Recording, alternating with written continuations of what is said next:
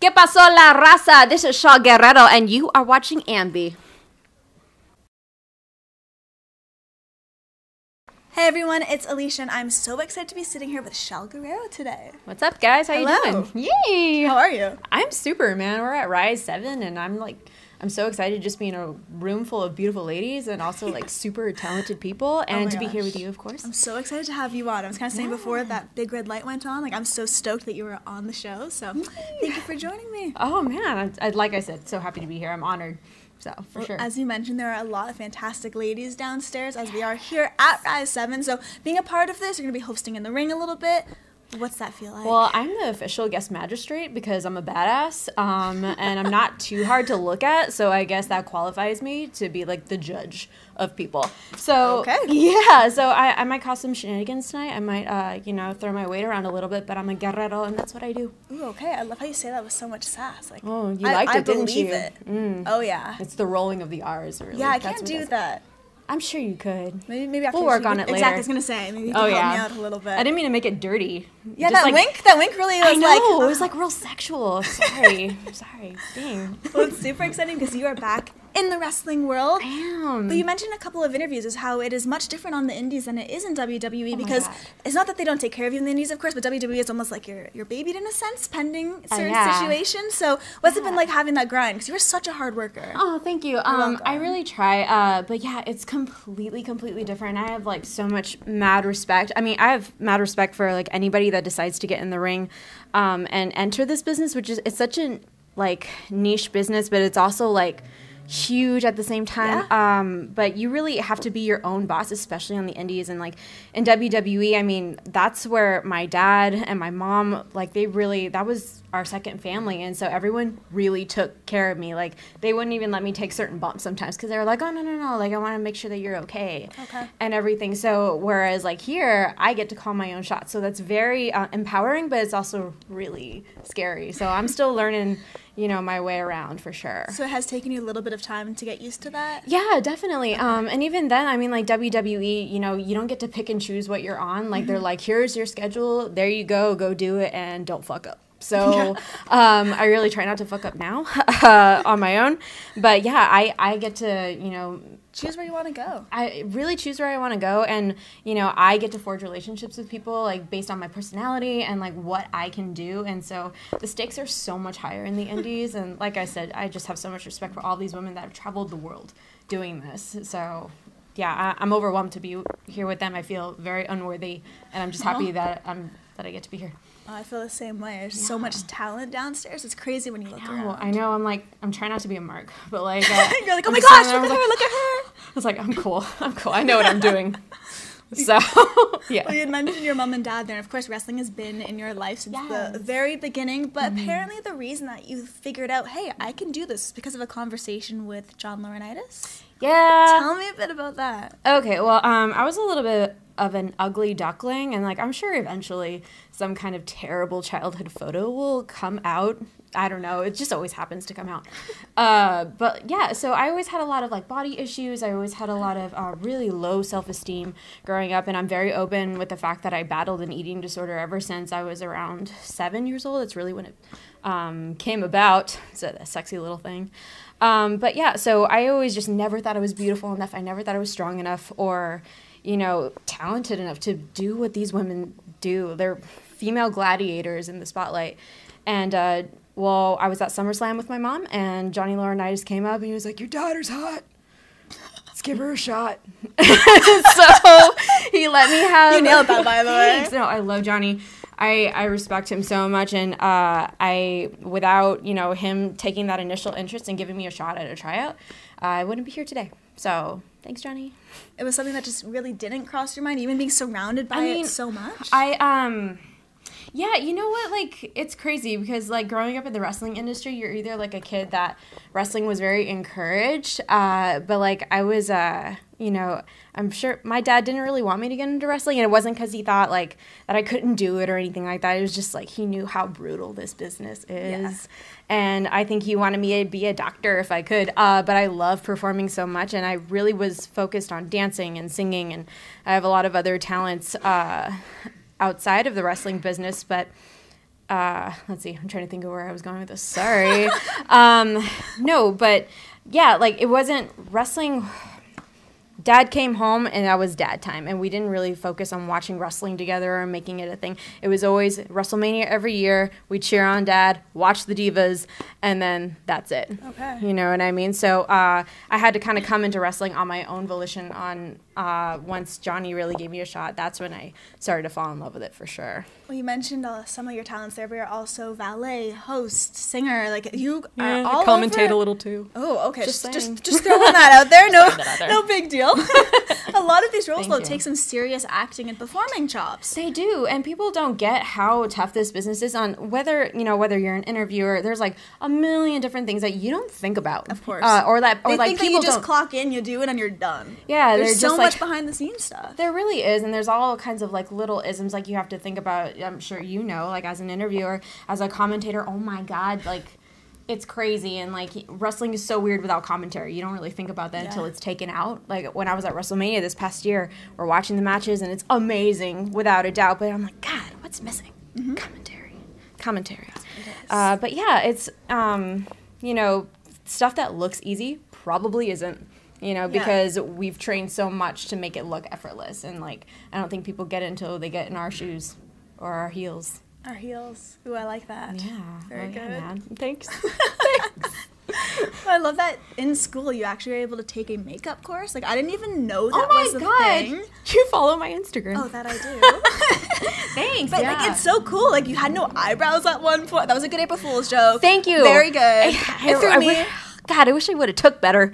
But, like, I was excited about it. Thanks for being excited. Oh, yeah, of course. So, the whole makeup aspects, I didn't even know you could actually take that kind of stuff as far as courses go. Yeah. Well, I go to Columbia College here in Chicago. What? But, yeah, you don't really think about that kind of stuff until, like, you have somebody actually, like, taking off your eyebrow with makeup, and you're like, oh my God. And you seem like you absolutely love it. So, I do. But would you kind of have like an end game with it? Is it mainly just getting better as far as like a normal look, or do you want to actually dive into it more? I would love to dive into it more. I mean, you know what? Like the entertainment industry, it is the most glorious industry, but it's also very fickle, and it can change at the drop of a dime. And so the more skills you have and the more versatility you can have, be like, okay, you're going to fire me from the mic. But like I can do makeup, so you always got to have that extra, little trick up your sleeve for sure. Well, you had mentioned we were talking about Instagram there, but I also follow you on Twitter, and I have some tweets here that I would love to hear a little bit more about. Okay. So the first one I have is when you straddle the lines between exhaustion and reliving magic. So what magic were you reliving?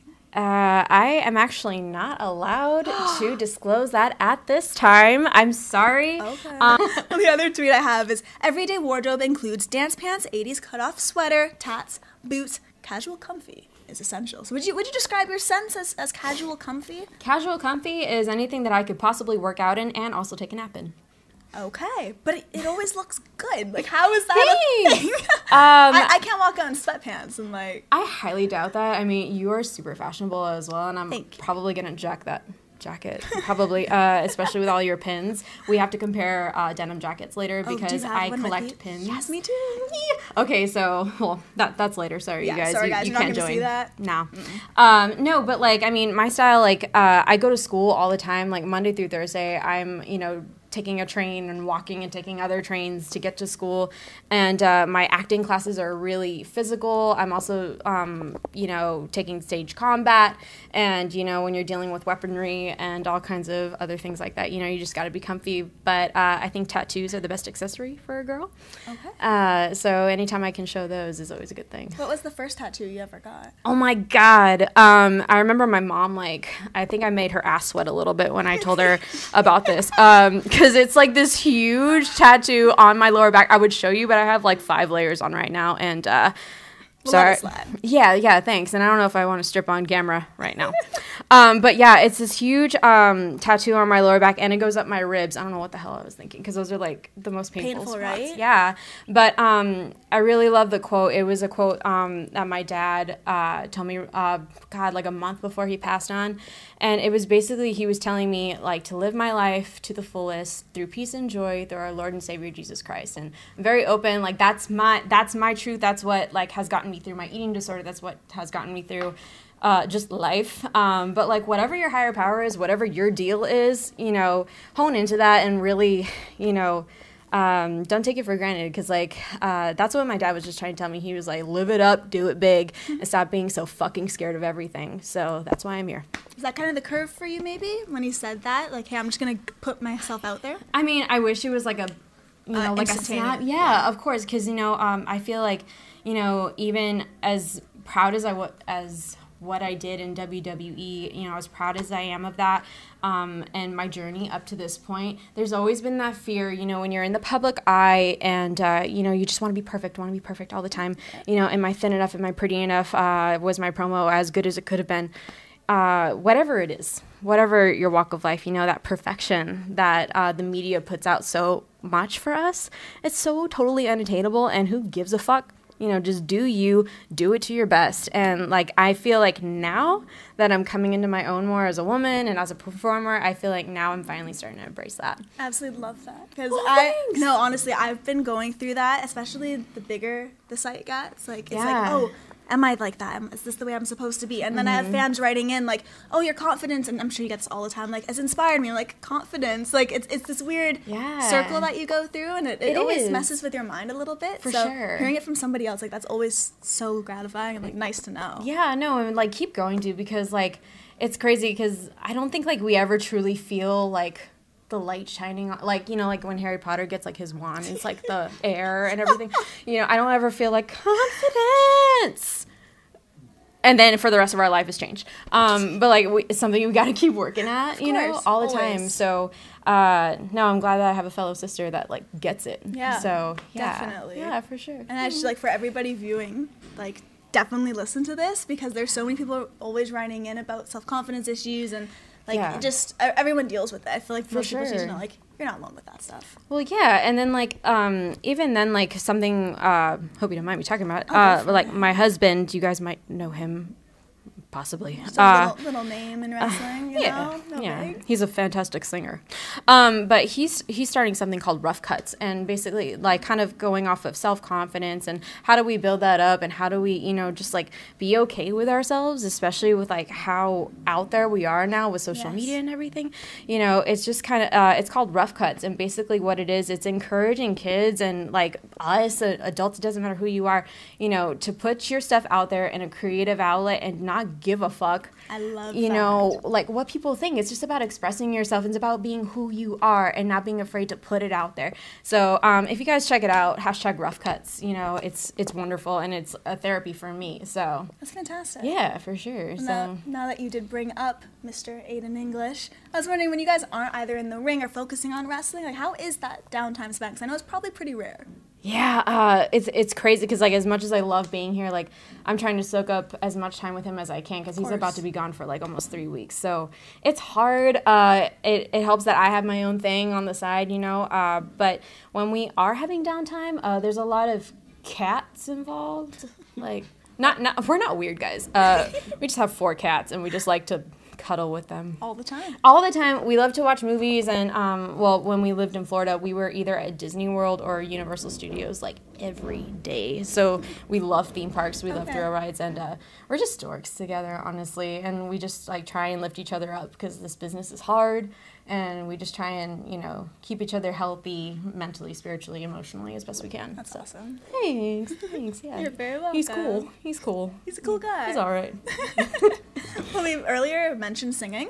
Yeah. So I was wondering, have you actually tried to maybe be in like a band of that sort, or gone outside of just some of the things I know you kind of delved into? Yeah. Honestly, like, well, the older I get, I finally realize where singing kind of fits in my life. I mean, I was in a band when I was, you know, just starting out in the entertainment industry, when I was just a wee little 18-year-old. Okay. And I was like lead singer for that. And like, I've done like theater projects where I've like happened to sing and whatnot, but singing honestly scares the living shit out of me.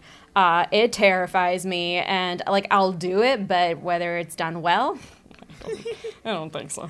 But yeah, so I love to do it for me, and so it's more of a personal thing. I don't try and match what my husband does on his level. So yeah, but I do love to sing, so it's more of like a personal personal outlet for me. If you could hang out with a band for a day, who would you love for that to be? Oh my God, Hailstorm. I love Lizzie Hale. She's a badass. She's so freaking badass. Yeah. And like, I mean, her voice and that she's live and she's just like, she's so empowering. I love her songs. And yeah, I love her. I think I have a girl crush on her. And I also love Pretty Reckless. I love Taylor Momsen so much. Like, That's quite good, yeah. Yeah, I love them. Any kind of like female rock group that like wails like they do. Absolutely. I've had both those ladies on the show. Like Lizzie a couple times, and they're just so cool. I'm just gonna touch you because you were like that close with them. There you go.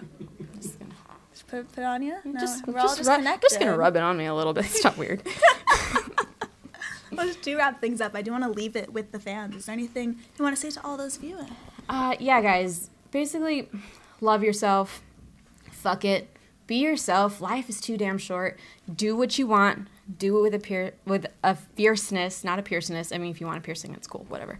But do it with fierceness. And yeah, don't let anyone hold you back. And don't let people that sit behind their computers not doing what they want to do. You guys should be out there doing what you want to, by the way. Don't let haters hold you back. Yeah. Too short. For sure. Life is too short. I absolutely agree with every word of that. Thank you so much for joining me. Thank you so much. Oh my God, this was fun. Bring it in. Oh yes. There you go. Get some more Lizzie Hale on you. There we go. That was so weird. Okay, now you have to get me in on this pin game. Oh yeah. Okay. Yeah, let's go do that. All right, we'll see you guys. Bye.